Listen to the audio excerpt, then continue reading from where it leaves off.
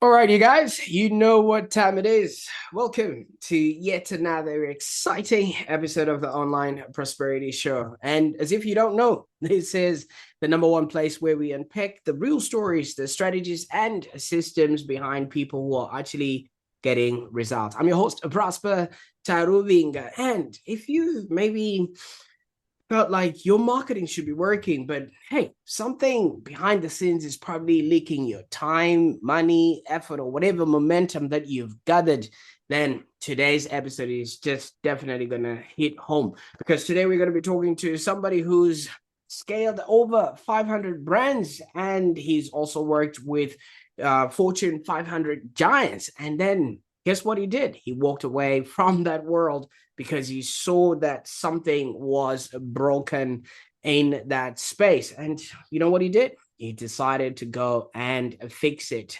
So I can't wait to jump in and explore this world with you. But before we do that, make sure you are subscribed to the Online Prosperity Show so that you do not miss out on any of these episodes, as we are bringing you guests that I know will help you create a business that's profitable and enjoyable.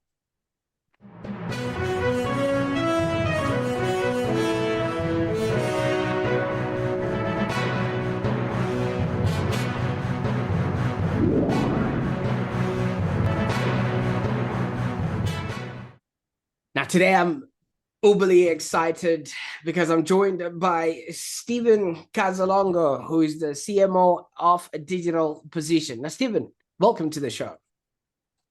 Hey, thank you.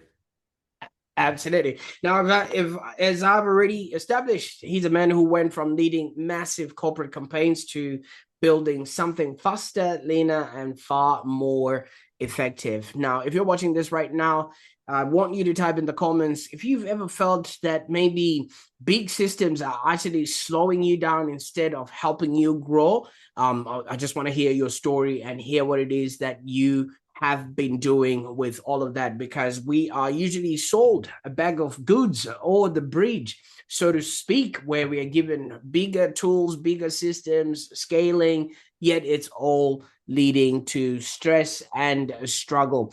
And I know, trust me, this is one of those episodes where you're going to want to send this to a business owner who is spending a lot of money on marketing, but they're not seeing results. But before you do that, make sure you've watched all the way to the end and know that what you be passing on to them is a value in and of itself. Now, Stephen, I could go on and talk about things I'm not even qualified to talk about. Before you jumped onto this world, you were managing Fortune 500 accounts, you were leading teams, you were climbing the ladder, and most people would want to hang on and stay there. Why did you decide to climb down?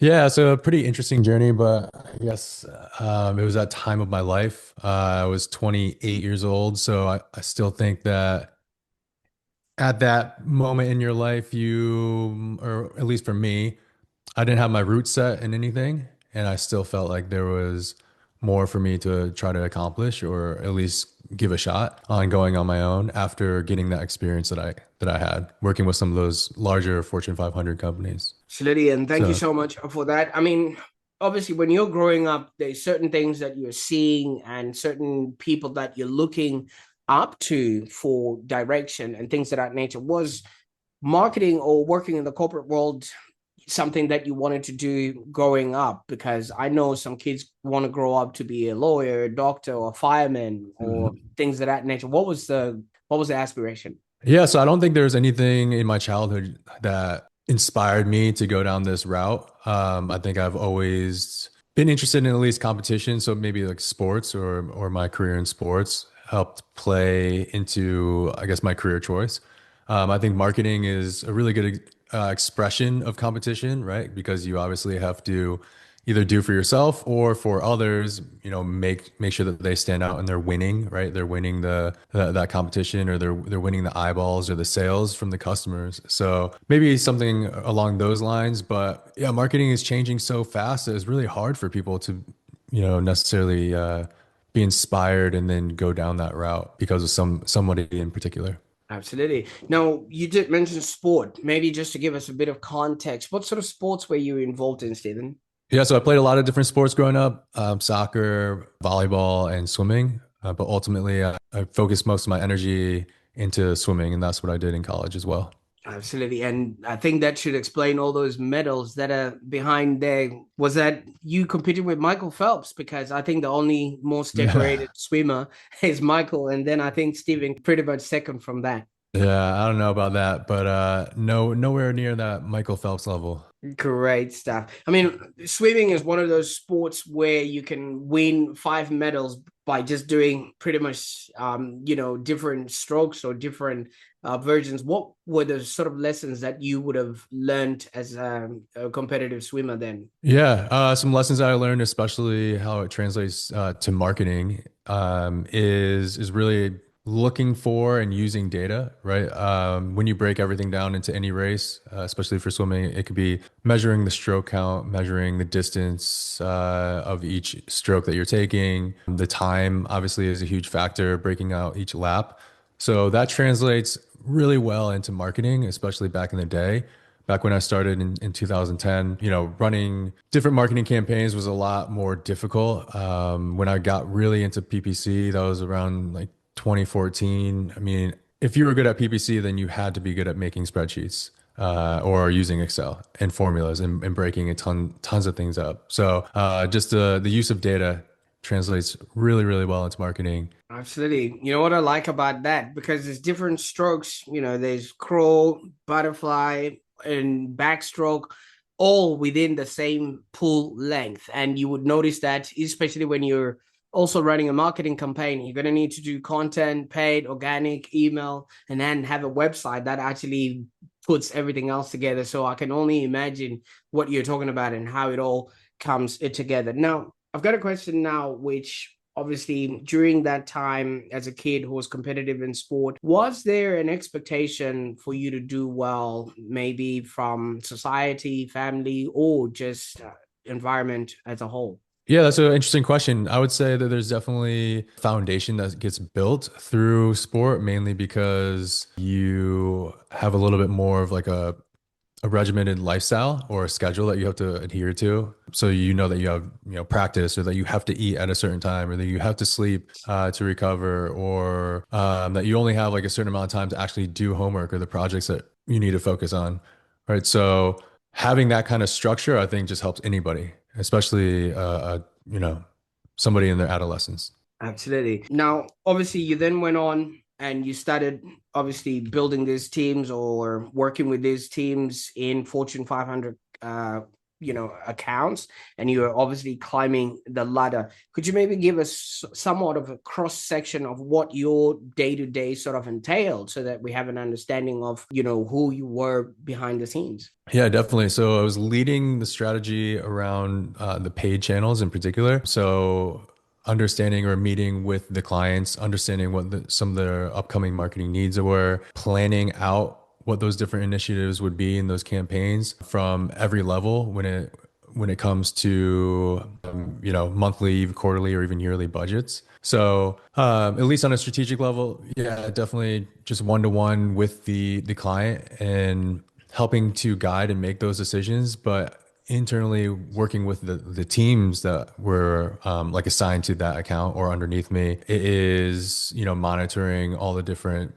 changes in the account, making sure things are getting built properly, reporting, budgeting. So a lot of those things, especially back in the day where, AI now takes over some of those jobs, it definitely required a lot of different, different people and skill sets. Absolutely. I mean, obviously, you were at the pulse of everything else, being in front of the clients and also being the intermediary between the company, and you saw both sides of the curtain.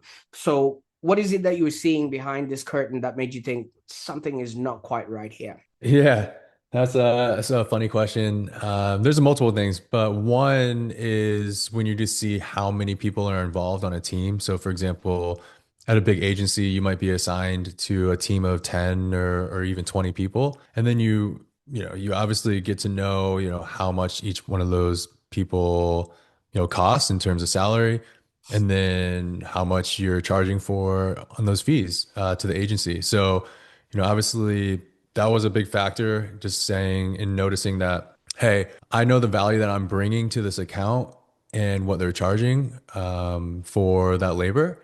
And I think that I could do the same work or better, especially because one of the biggest flaws with big agencies is that they hire just a lot of younger, greener employees, and they teach them like one very specific skill set. So just knowing that there is a lot of other people, basically just like intellectual like arbitrage, right? You could just find somebody who has a lot of those skills and then be able to execute on that service for a lot cheaper. Now, Stephen, you're playing in dangerous territory there. You're literally saying there's wasted resources and there's people that are just hired simply doing nothing within a business. Maybe you can paint a picture for us. What does wasted resources or wasted marketing actually look like inside a big company? Because fish don't see the water that they swim in. Yeah, I mean the wasted resources is honestly it's just not having, well, what I see the most is probably redundant work, right? You have all these different teams, everybody's operating in different silos, and if there's not somebody really quarterbacking all the different channels and the ideas and the strategies and the tactics that need to be implemented, a lot of these things operate on their own when there are much stronger connections. I mean, when you're talking about systems, that's really what is most important for any marketing team, is to actually have one specific system or one cohesive system that's connecting all the different channels, all the different initiatives, all the different tactics, and that way you understand how they affect each other, upstream, downstream, whatever that might be, or where you can reuse, some of the work that was already executed on for one channel for another. Absolutely. Now, I mean, you did tell us you're coming from a swimming background where swimming in is as an individual sport. Could that have actually influenced the way that you looked at it? Because as a swimmer, you are doing all of these things by yourself. Yes, there might be a bit of teamwork and some people around. It's unlike football where you literally, if you're in a different position, you'll have to pass it to somebody else so that they can score. Yeah, I think so. That makes a lot of sense. Yeah, when you are the only one that you can kind of rely on, right? Or when you are in control of your destiny or the output, then I think yeah, that definitely has an effect on making some of those decisions for sure. Absolutely. See, when you go into big businesses, they count big in terms of numbers. You know what I mean? How you and Mhm. what army. And everybody just thinks that's just how big business works. You just add people to a problem and hopefully they figure it out and it solves itself out like that. Why weren't you willing to accept this? Um, I think that it just doesn't make sense, right? You're not really doing anybody justice. You're not doing the client justice, and you're not even, outputting what you should or what that you're capable of, right? If you're just adhering to this. However, I do understand why, when you're working with big companies, the only way to scale and to get to those sizes is by, hyper specialization and then creating, their own system. So it's kind of ironic how that can kind of break everything and then cause problems elsewhere. Absolutely. So, I mean, obviously, you looked at this and you decided, this is not for me. And in your own words, you said your roots were not set in anything. So you walked away from obviously stability, income, some sort of career path, Mhm. and you jumped onto something different. What was going on in your thought process at that particular time? Were you afraid or were you invigorated? Yeah, I was definitely afraid. I was definitely afraid because there's a lot of uncertainty and you don't really know what's going to happen. I definitely remember eating, beans, rice, and eggs, like very often just because I wasn't making too much money. But that's really what almost anybody needs. You need some sort of low to experience a higher high, right? So you need to kind of put yourself into those types of situations. And I would say a lot of people talk about side hustles and trying to get something going on the side. I would just say that if you truly want to make anything work, you have to just go all in. You have to go both feet, all in, or else that side hustle will always remain like a side hustle. It will never become something, much greater. Absolutely. But also, in the interest of making sure that everyone is sort of taken care of. If somebody's watching this right now and they're probably sitting in a comfortable job, but they know that they're capable of doing more, what's the honest conversation they need to have with themselves? I think that they have to ask themselves if they're willing to kind of put themselves in a low, like a low low, like an uncomfortable zone that they've never experienced before, or a situation where they feel the most like negative or down or whatever, to then eventually work so hard and focus so much time and energy that you actually create something and build something. So if you're willing to do that, then I think that anybody should go off and try something. But if they are not willing to, then you should just stick with whatever is most comfortable for you. Absolutely. So you stopped guessing and you went on and you created something on your own. Walk us through what you went on and did and what it looks like now. Yeah, so I have a friend from high school. He started Digital Position. It was actually called Gradient Wave at the time. It was just him. I think he had like one other intern at one point, and then we got together. We had reconnected at one point, and we realized that we did the same thing. And we were like, okay, well, why don't we just try to create an agency, or why don't we just, you're good at what you do, I'm good at what I do. Let's just give it a shot. If there's any time in our lives, now would be the time. So we did. I think we had maybe 4 or 5 accounts, nothing crazy. I think we were making $100,000 at the time. And then, yeah, when you're just put in that type of situation, you have to perform. You have to grow the company. I think it took us 3 years to hit, or maybe 2.5 years to hit $1 million in revenue. And now it's a $6 million agency. Absolutely. Congratulations. But when you were getting started and during the time that you did mention, ramen noodles and that rice and things of that nature, what was the reaction to people that had seen you climb the ladder and now see sort of this new path that you were taking on? I mean, obviously, sometimes maybe family, other friends, or the people that you used to work with. Yeah, I think a lot of people that I used to work with probably said that that was maybe not the smartest move. A bunch of people ended up, hopping around to different agencies, making more money, maybe moving to a different city, California, New York, working for Google, whatever, working for big brands or big name companies. And that could have been really cool too. I probably would have enjoyed that as well. But yeah, I think those people just thought that, that route was probably better in the long run. And then, yeah, now I feel like, maybe they're wishing that they tried to do something on their own as well. Nice. Now, Stephen, you did mention you partnered with an old school an old friend from school. Now, with a lot of people, partnerships are not the easiest thing Mhm. to start off, especially when you haven't really sort of figured out what it is that you want to do and how you're going to be doing it. There's going to be a lot of fights, a lot of tears, and there's different expectations because we are completely different individuals that are, coming together, obviously to create something new, but there's different expectations. So what is it that then kept you and your partner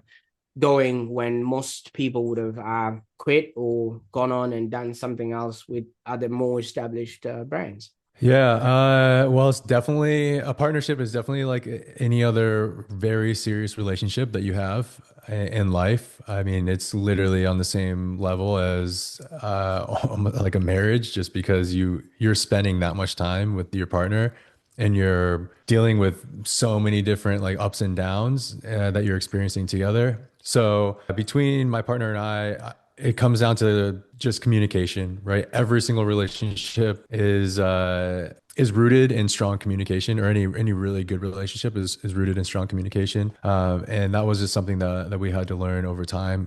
Bringing up things that might bother you, debating every single change or major change, I guess, like in the company or whatever it might be, just so that everybody feels heard and everybody has their chance to kind of like chime in and have their say. Yeah, that's what I would say. Anybody who's in a partnership or thinking about getting into a partnership needs to be prepared for. Absolutely.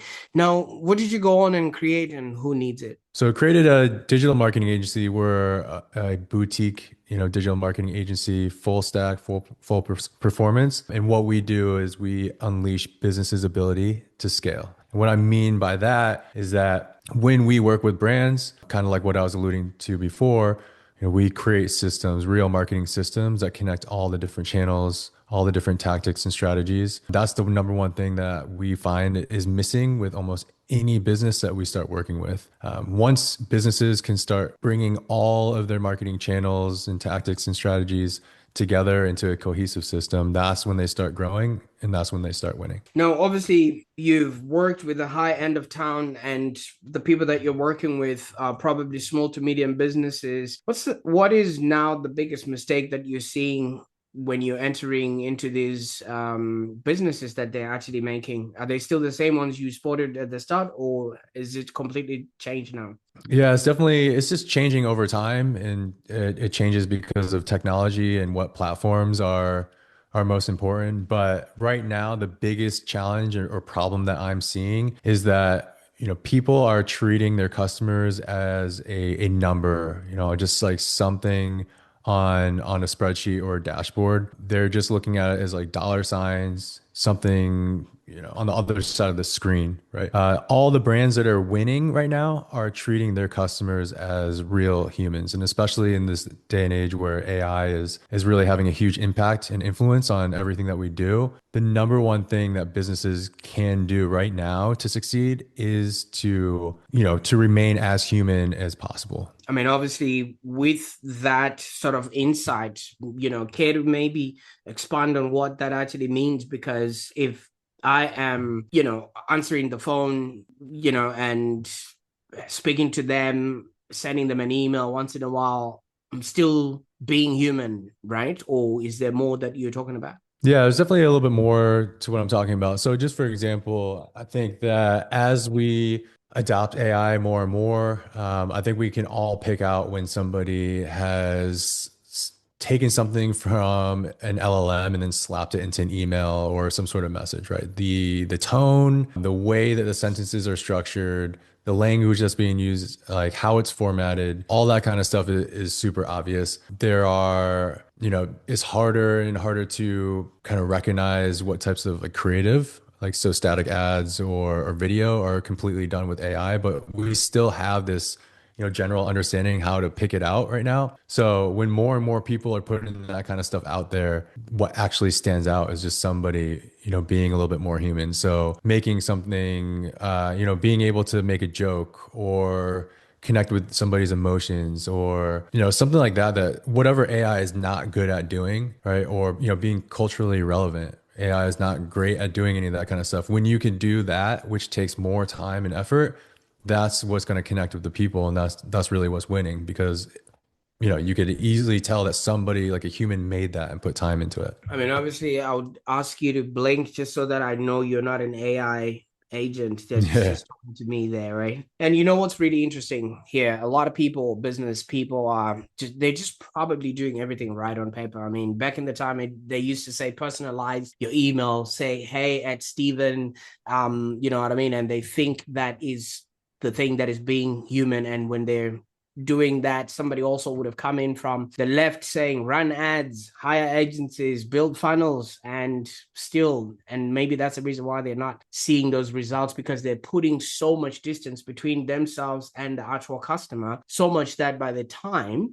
the message comes to them, it's already diluted in such a way that it favors whoever is being paid in between. And I think what you're saying here, it's not always the effort or showing up and just doing it just for doing sake. Sometimes it's Hmm. a whole system, right? And what does that Yep. system look like? Yeah. So what I think all brands need to be focusing on or businesses in general is what is your content and content angle, right? So what's actually interesting to talk about, right? And that's a super hard thing to try to figure out for a lot of businesses.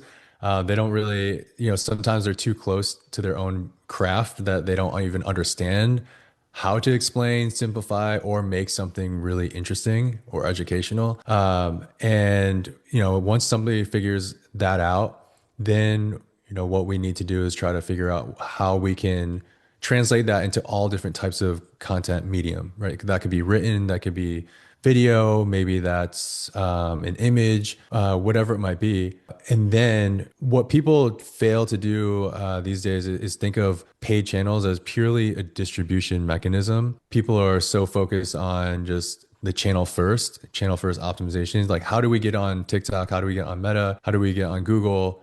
How do we optimize each one? But in reality, all that really matters is focusing on that content first and then creating that content and then distributing that however way makes the most sense to connect to your audience. But yeah, in a nutshell, that is a complete system. Other than that, you need to work on customer experience and retention as well. But as far as what we do in performance marketing, that's really what we're focused on.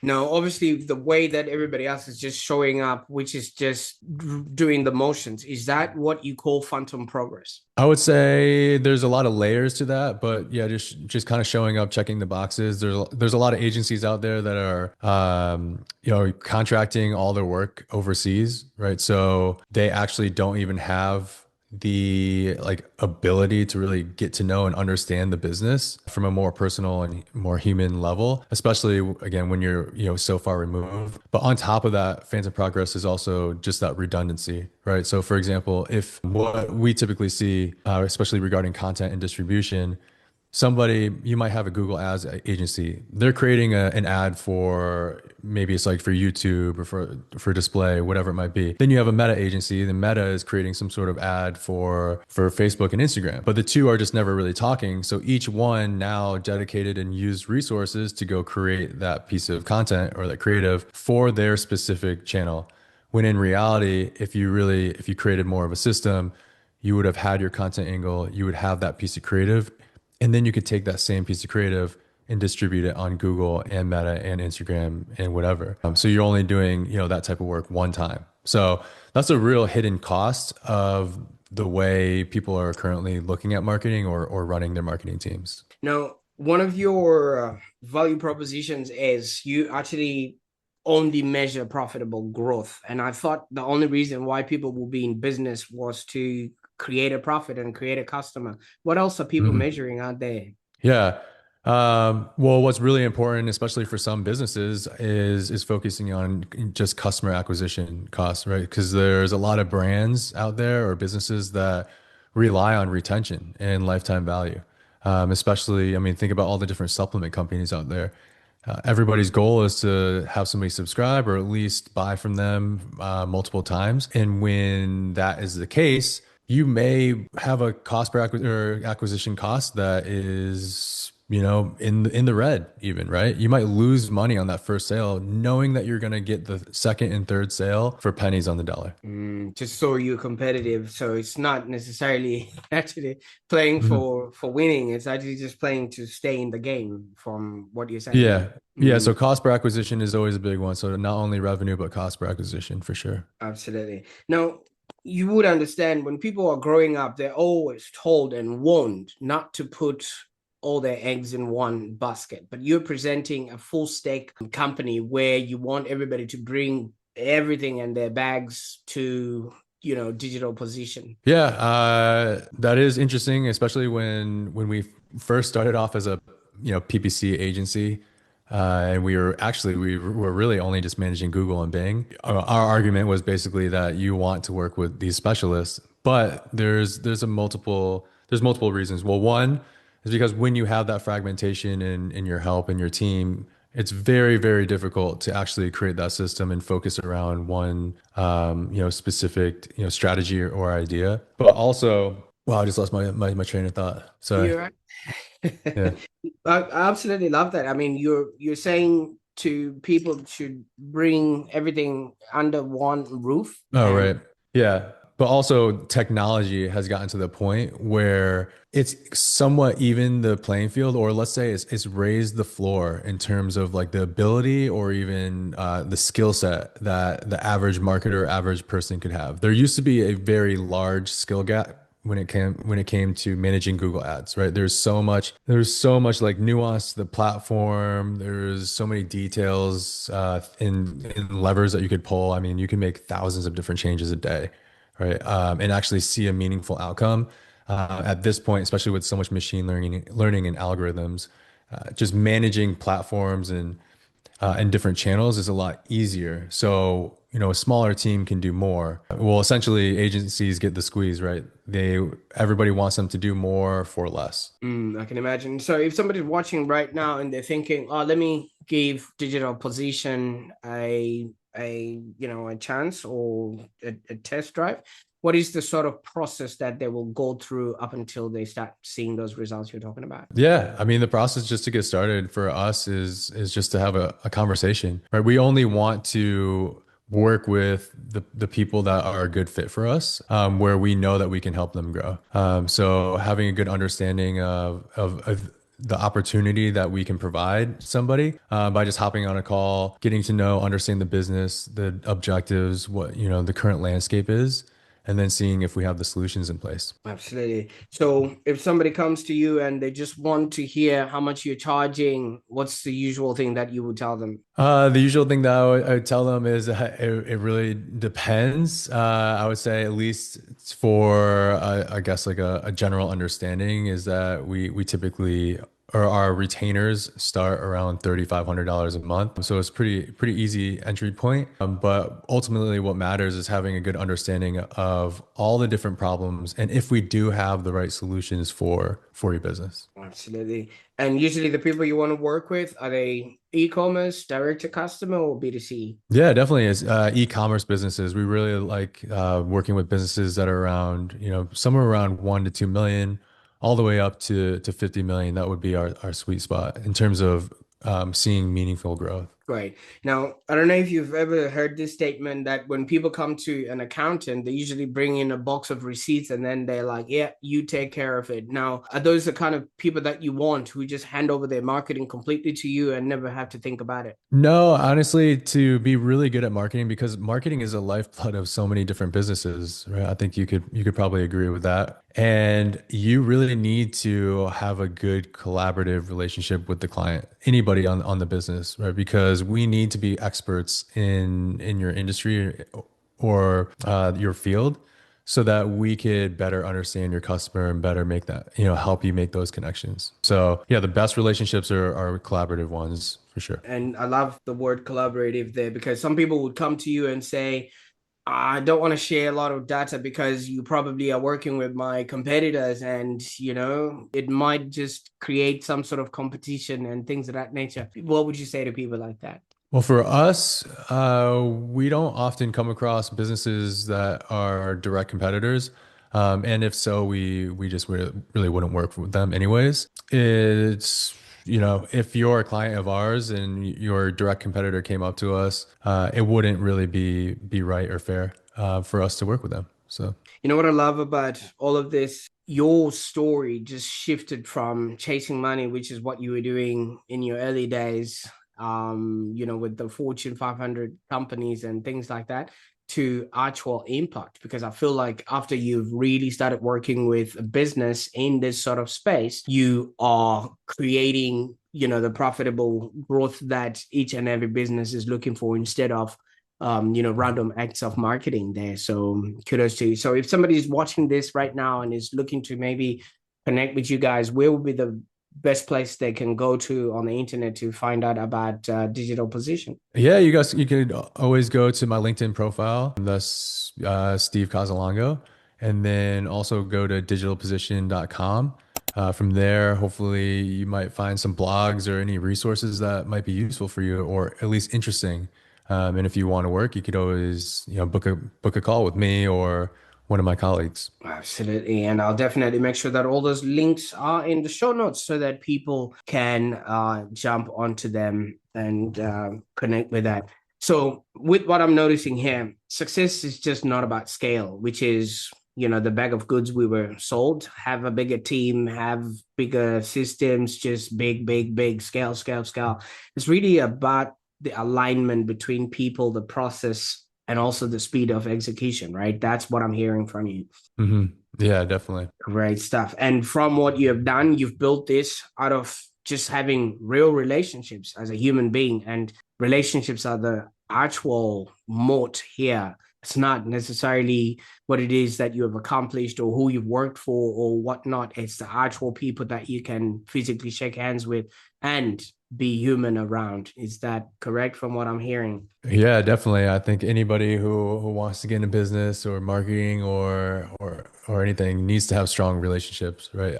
Need to have some people that trust you or are well networked themselves, right? So that they can introduce you to the right people. So yeah, provide as much value as you can to anybody that you meet. Absolutely. So we're no longer just throwing, money at problems, or we're no longer just throwing people at problems. We're actually just creating the systems that will actually simplify things. And from what I'm hearing, simplicity might just obviously be the hardest thing to do, but it's actually much more powerful than trying to complicate everything else that comes along with it, right? Yeah, definitely. Great stuff. Now, Stephen, I mean, obviously, your life story and your experience have so much value for a lot of people that are going to be working with you. I mean, you've taken us from the time when you were obviously working with those Fortune 500 companies and, high stake environments, and you've literally just simplified it so that you can be as human as possible and get the most results for your clients. But if you would maybe go back to that younger self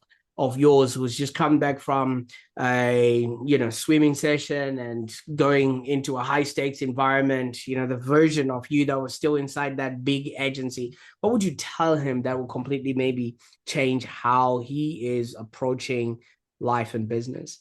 I think what I would tell him is to, find something that you are really passionate about. I think passion is one of the most important things for anybody in anyone's lives, right? So having the ability to like really enjoy something, find happiness, find drive, find purpose, all the emotions, even if it's anger, frustration, whatever it might be, and yeah, be able to just focus on one thing and do it really, really well.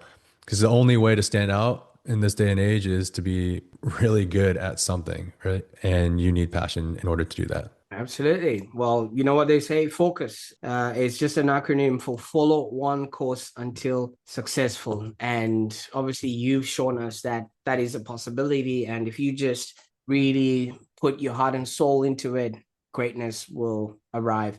Now, you've taught us what's happening right now, but you haven't hinted on what's next. What are you working on right now that you brought us into your world, that we can be excited about and celebrate with you when it does come to life? Well, what we're working on right now is just improved iterations of the current company of Digital Position. We have just started to implement more and more feedback loops with our customers and our clients so that we can continue learning, innovating, and staying at the tip of the spear within marketing. So I'm definitely excited for, the future of Digital Position. I think every year or two, I mean, we're just changing so fast and so much, but in a good way. It's really just to keep up with all the different changes that are happening within the industry and the world itself. I mean, 2, 3 years ago, we didn't even really have AI, or when it popped up, we didn't even understand how to use it properly.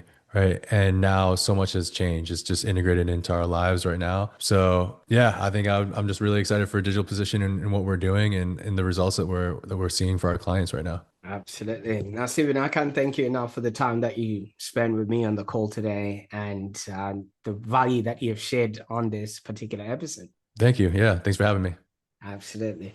What an episode. I mean, if there's anything you want to take away from this today, it's simply this. It's not that your marketing isn't working. I think it's that the system behind it might actually be slowing you down. So you want to take an audit or check out what Digital Position can actually do for you. They do have a growth audit that they will give you and basically audit your marketing ecosystem, see what's working, what's being wasted, and you actually walk away with a 90-day action plan. So you want to check out that link in the show notes so that you can actually grab that. And if you are watching and tracking along, thank you so much. I can't wait to see what your comments are below here, and you would have noticed that Stephen did not just build yet another agency. I mean, there's many of those out there. Anybody with a pair of sweatpants and a laptop can call themselves a digital marketer, but he went on and really built, rebuild how growth should actually work, in a faster, simpler, and also a way that actually brings the results that people are craving for. Now, here's your next step if you're still watching this, and if you're a business owner and you've probably been wondering where your growth is leaking. Like I said, check out that growth audit and really challenge your system. And if what Steve has shared with you today and it's resonated, I encourage you to maybe share this episode with somebody who is investing in a lot of marketing but not quite seeing a return, because I think this conversation could genuinely change how they see their business. And if you're still sticking around for more content, in the next episode, we're going to be talking about ideas that will help you create a more aligned and happier existence, not just in business, but in your life as well. So make sure you are subscribed to this. Now, I don't know what you're going to take from this episode, but I hope it's going to be something that you're going to implement and literally create a business that's profitable and enjoyable. Until next time, bye for now.